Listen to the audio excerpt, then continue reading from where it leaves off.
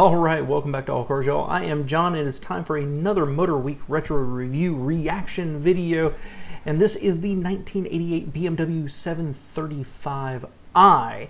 And I'm ready to dig into this one because I've got a lot to say about it. First off, this is by popular request. This means that there was an outpouring from one person who requested this. So I appreciate that. I appreciate the interaction in my comments. Number two, I'm going to say before we get started here, if I sound a little bit different, if you've noticed the background's changed just a little bit, we just had the floor replaced in our house, and I'm still, well, I don't know where some of the books are.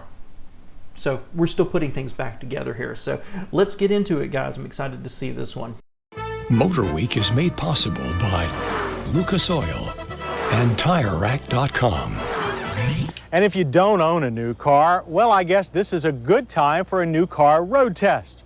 Our subject is the BMW 735i. It's all new, and next to its aggressive looks, the thing people notice most about it is its price, nearly $50,000. You know, there's just something about a round total of $50,000 that seems so much more outrageous than, say, $47,000. So the obvious question is, just what does BMW give you for your 50 grand? All right, so let's talk about this for a minute. 1988, this is before Lexus hit the world, honestly. And if you've ever watched any of my videos before, I'm not a huge fan of BMW. They alternate between being one of my top choices and being one of my bottom choices. I think that Mercedes is more stately and has more prestige. Personally, I think that Jaguars are beautiful and have a deep history I really love. I think at least contemporary Audis are beautiful. And BMW, I don't know, they're okay, and honestly they are some of the best driving cars I've ever had the pleasure of sitting behind the wheel of. I do love them, and that's kind of why they jump up to the top of my list sometimes of cars I would spend my own money on, because they're just a joy to live with on a day-to-day basis. But almost anything else out there is more desirable from a styling perspective, from a value proposition. This, however, is back when BMW, they hit it with the 3 Series, with the 2002, and then the 3 Series. They set a styling direction, and everything was just variations of the same style. And this is just the biggest of that style. I would never choose a 7 Series any more than I would choose a Mercedes S-Class. They're just too big. I don't want to pilot one on a day-by-day basis. However, this is a beautiful car. It is absolutely gorgeous, and I will say it's amazing. This is 1988, so this is 34 years old. It still looks good. It is still a handsome car. Classic lines, honestly. I think I'd prefer the Mercedes, but this is a good-looking car. This is when when BMW was at the peak of their game, and I'm excited to hear more. You get every bit as much car as you would from the maker of that other popular German luxury sedan. And let me just interrupt here. Look how restrained that grille is.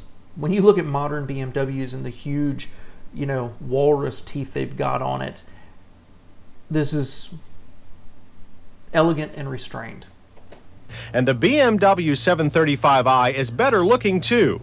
Even if you aren't impressed by its get-out-of-the-way boldness, the BMW 735i is still a harmonious work of Teutonic sculpture, a sculpture that mates today's wind-cutting efficiency with yesterday's practicality. And unlike so many new models, the 735i still has drip moldings. They keep rainwater from ending up on your head and the seats. Speaking of which, things look pretty familiar inside, just a bit more contemporary than the previous 735i. So, good-looking interior. There's a few things here that jump out at me as just screaming how old it actually is. But these interiors, I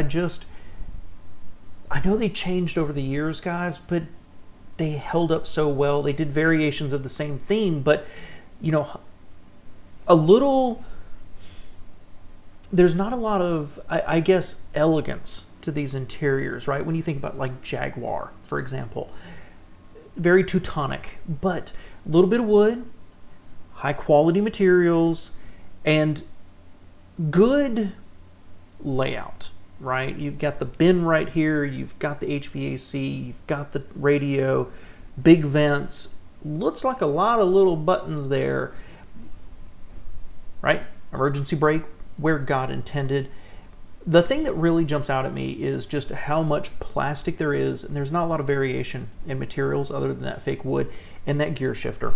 I mean, that could have come off of an 83 Camaro as far as I was concerned. A little bit of a letdown right there, but other than that, a functional, not beautiful, but almost timeless interior. Really, really well done overall. Now, that being said, fans of the channel know I don't like all black interior, so I would like a little bit of lightness and brightness and airiness to this, but still, I'll take it the way it is. You can choose from any of 6 upholstery colors, and the bottom half of the dash is actually finished in that color. We recommend any color but black for making the interior a pleasant place to live. And for staying alive, you get BMW's supplemental restraint system, which has a driver's side airbag. Because of the bag, the steering wheel is not adjustable, but you still get a good view of the large instruments. While there are no readouts for oil pressure or volts, there is a check control warning system that covers every malady you can think of. The 735i seats are a little on the firm side, but you get used to them. It helps that there's a three-position memory for all of the seats adjustments, and the mirrors also adjust to match the seats. For ventilation, the 735i has separate climate controls for the driver and the passenger. The system works automatically, but the driver controls the fan speed. Everything in the 735i is less than half an arm's reach away, the radio especially, and it's easier to use than the ones in some other German cars. Our only complaint here is poor reception from the rear window mounted antenna. Yeah, I'd like to jump in there about that HVAC system. Interesting. I mean, this is 1988. You know, think about this. Cadillac's still developing the North Star. The LS isn't out. And they have a dual zone climate control. Now, it's a little primitive. I do not miss the rotary dial to set the temperature. You know, I'm ready for the digital to arrive. That was good. And having one fan speed that the driver controls, that's interesting. But really cutting edge at the time. And I mean, that's what these 7 Series, S Series, S Class, right? That's what these are supposed to do, is introduce that new technology. Really interesting they have it. I don't know why that jumped out at me. Trip computer is an advancement we prefer. For winter driving, it sounds a warning when you encounter black ice. And while we're on the subject of electronics, the 735i's 4-speed automatic is controlled electronically. There are 3 shift programs: manual, sport, and economy. The gear and programs are displayed on the dash. Unfortunately, the gear readouts on the shifter don't light up at night. A 5-speed manual is also available. And when you shift into reverse, the right side mirror automatically drops down to give you a view of what's immediately behind you. A nice touch. The rear seat offers plenty of head and leg room and 3-point shoulder belts for the outboard passengers. And there's also a window shade to keep the ultraviolets to a minimum. Wait. I gotta go back to that. So the outboard passenger actually goes this way and locks at the door, not from the outside pillars in. I've never seen that before, or at least I've never noticed it before. That is really fascinating. Shoulder belts for the outboard passengers. And there's also a window shade to keep the ultraviolets to a minimum. But we did find 2 flaws inside: a poorly attached section of otherwise lovely wood trim, and a flimsy plastic ashtray. Perhaps the latter is just a sign of the times. And for those times when you have to travel with luggage, there's a wide, flat trunk and an unfortunately high sill. Also, the now familiar BMW toolkit. And at the other end is BMW's excellent 3.4-liter fuel-injected 6-cylinder. It's pretty much the same engine that was in the previous 735i, but it's been modified to pump out more power. Horses are up to 208. Torque is impressive too, now at 225 pound-feet. The little bit of vibration produced is kept to a minimum with hydraulic motor mounts. Exceptional engine, really great engine. These cars made me appreciate inline sixes. Honestly, they did. Good engine, good numbers for the time. Really good numbers for the time. Let's see how the performance. Maybe that's one reason why the 735i doesn't feel like it goes as quickly as it really does. 0 to 60 took a scant 9.5 seconds, but felt longer. Power builds slowly and comes up most at higher engine speed. Transmission shifts are smooth enough to go unnoticed. And quarter-mile times are good at 17.2 seconds with a speed of 83.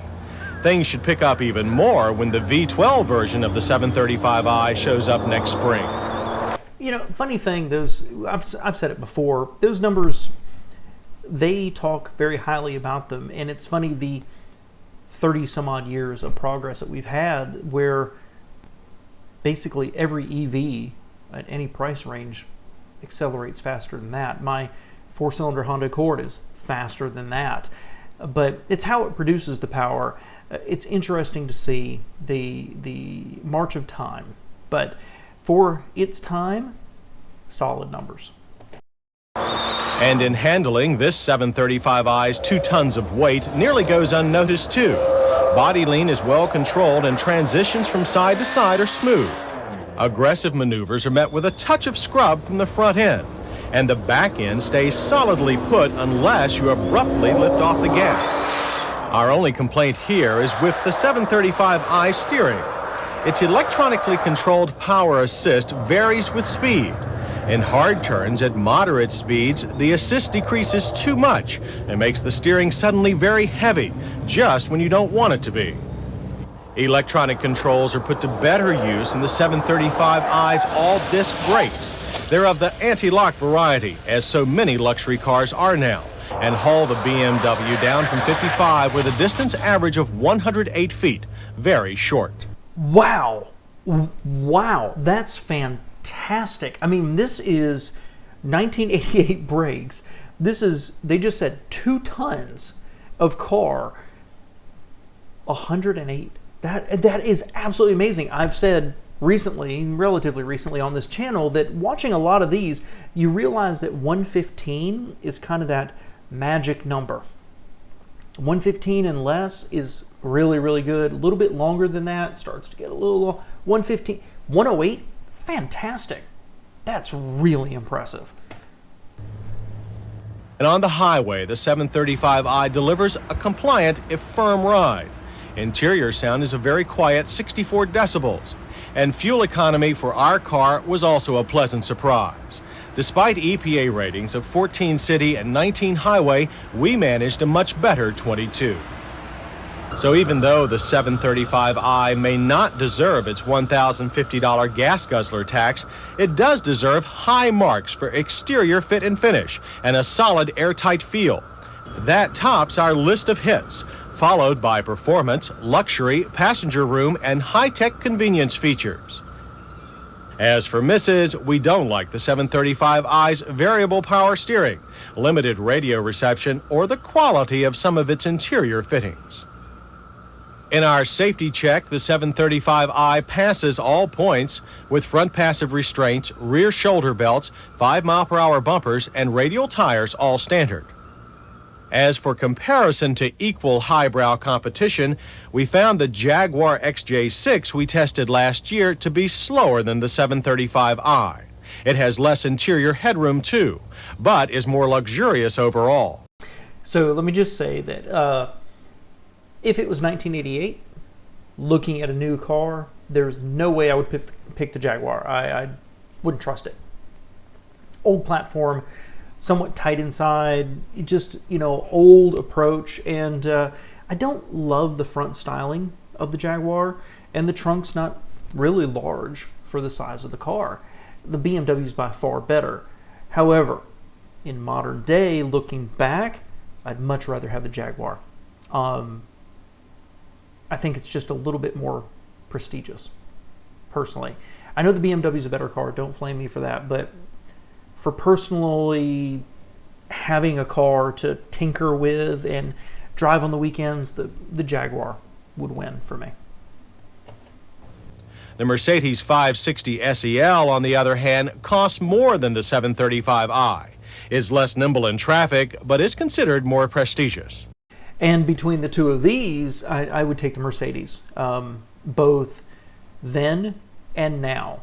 I just think it's an exceptional vehicle, one of the better ones built. Not the best, perhaps, Mercedes, but one of the better ones. And I think it exudes that prestige. I really do. The BMW is amazing. Just think I like the Mercedes a little bit more. But getting back to tangibles, the $50,000 BMW 735i is nearer perfection than ever before. And even with a few flaws, we predict it could sell for thousands more. Really, really interesting. The fact is I don't think everybody really realized, maybe they did at that time, just what a special time it was for BMW. When they give it compliments for the technology, the advanced technology, we can look back at it now and just kind of laugh. But that was a special car. And basically everything BMW was doing at that time was special. The 3 Series, the 5, the 7, they were awesome. They really, really were. And they were, at their time, they were modern classics. They really were. Really fascinating to watch. From a modern perspective, almost everything is a little underwhelming, right? Where's the infotainment? Where's the Apple CarPlay? Where's the driver assistance features? Oh my gosh. But it's special for its moment. And the fact is a well-maintained one. If you got in it today, you would, depending on what you're coming out of, what you drove on an everyday basis from my Accord, or if you drive a Tesla or whatever it is, if you get in that BMW, there's going to be an essence of machinery, of movement, of being part of the driving experience that BMW and all other manufacturers have largely lost. This is, I'm not trying to gush too much, because I've already said that if I right now was to go buy a 1988 large luxury car, this would be third probably. And I'm not sure I would have chosen it back then. I think there's other things I would have chosen more. But these BMWs felt so good. And I don't want to gush. I don't want to give them too much credit where it's not due, but those were classics in their time. And that was a special, special Motorweek Retro Review to watch. Let me know your thoughts below, guys. I appreciate you being here.